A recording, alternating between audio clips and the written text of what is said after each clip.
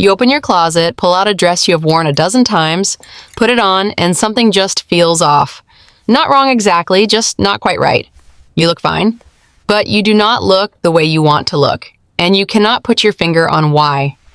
For a lot of women over 50, that feeling is not about the dress itself.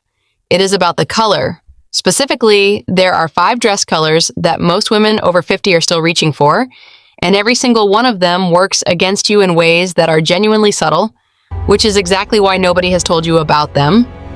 Today, we are going through all 5, and for each one, I'm going to tell you exactly what to wear instead.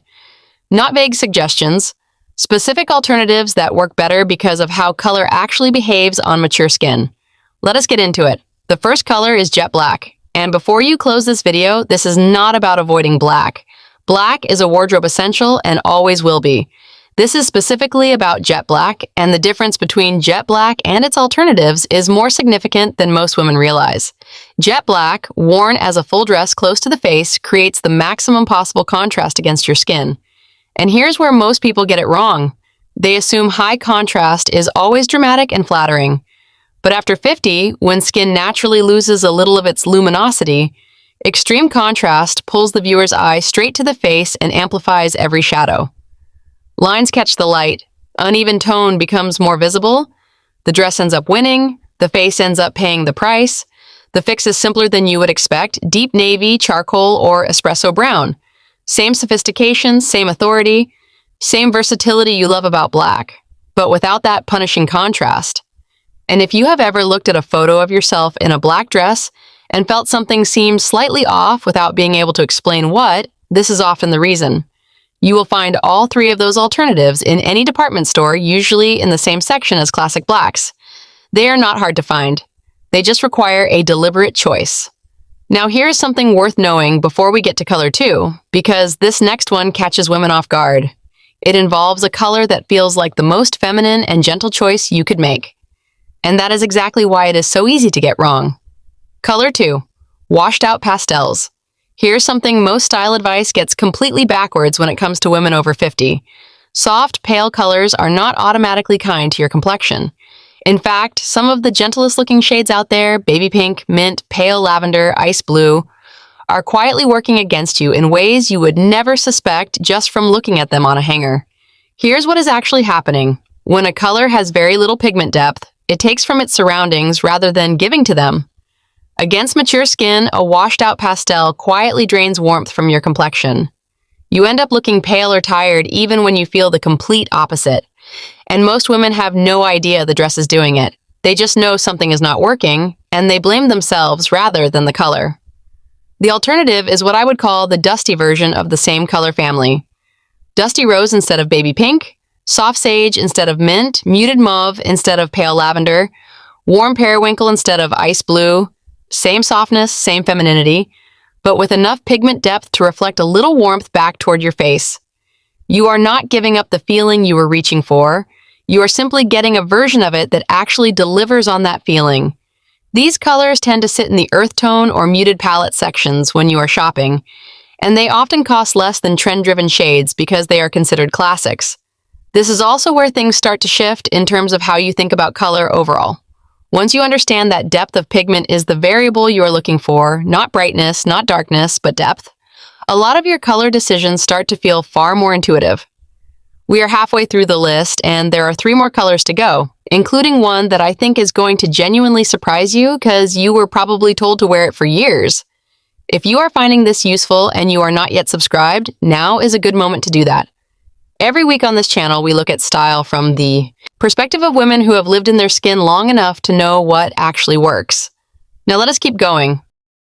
The third color is stark bright white, and this one surprises people because white reads as clean, expensive, and confident. It signals a certain sharpness, and it can be all of those things. The issue is specific to how bright white behaves with light.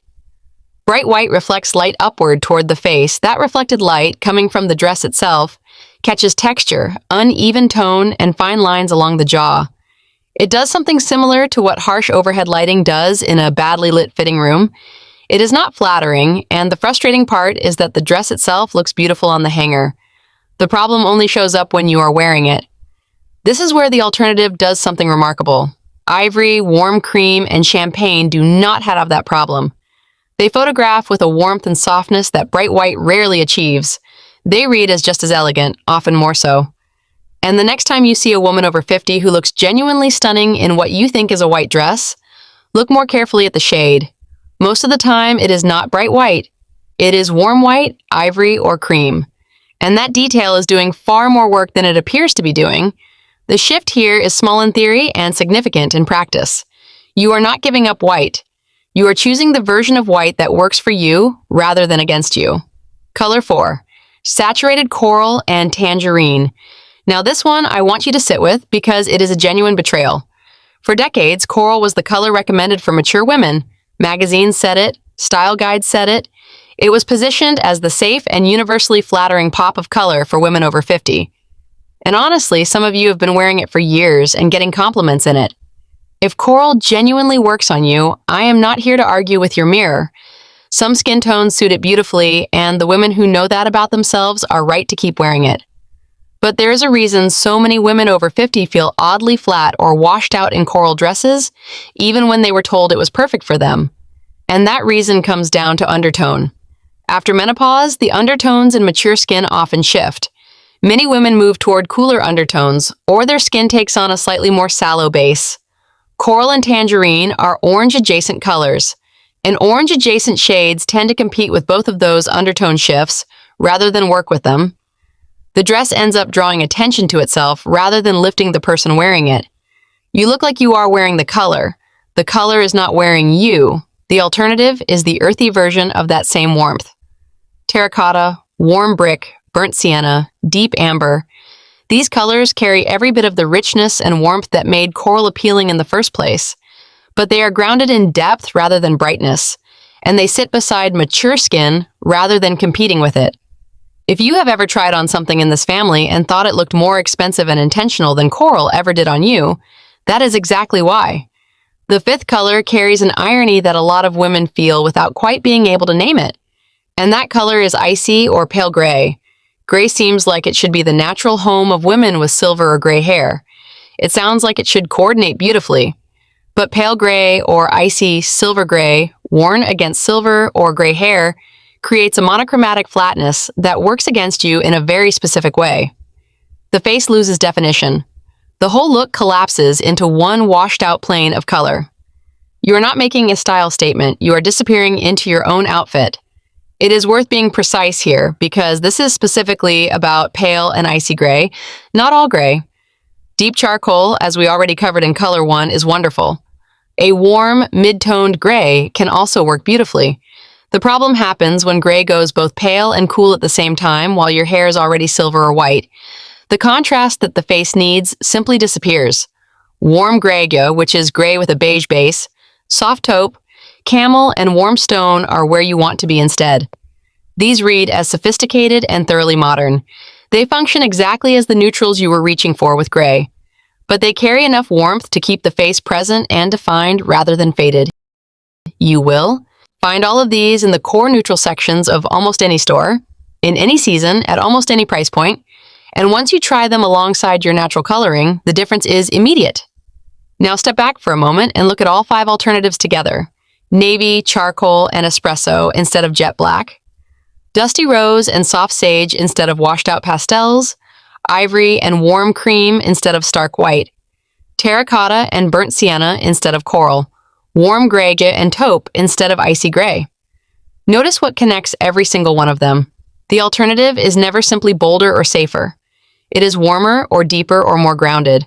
In every case, the shift moves toward warmth and depth, because that is what mature skin genuinely needs from color. Not brighter, not paler, warmer, and deeper. The women who dress most elegantly and confidently in their 60s and 70s are rarely in the bright or washed-out versions of any of these shades. Warmth and depth are almost always their consistent pattern. And once you see that pattern clearly, you stop needing a list. You have a principle instead. You hold a color up in natural light and ask one question. Does this work with my skin, or does it compete with it? That one question will do more for your wardrobe than any trend guide ever will. Before you go, here's one small thing worth trying this week. The next time you are getting dressed, hold the color of whatever you are about to put on close to your face in natural light.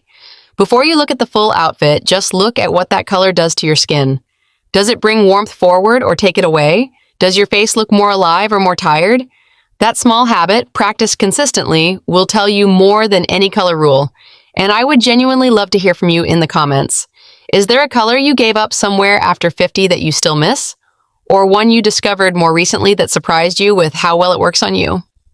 Leave it below. The conversations in this community are always some of the most honest and useful on the channel.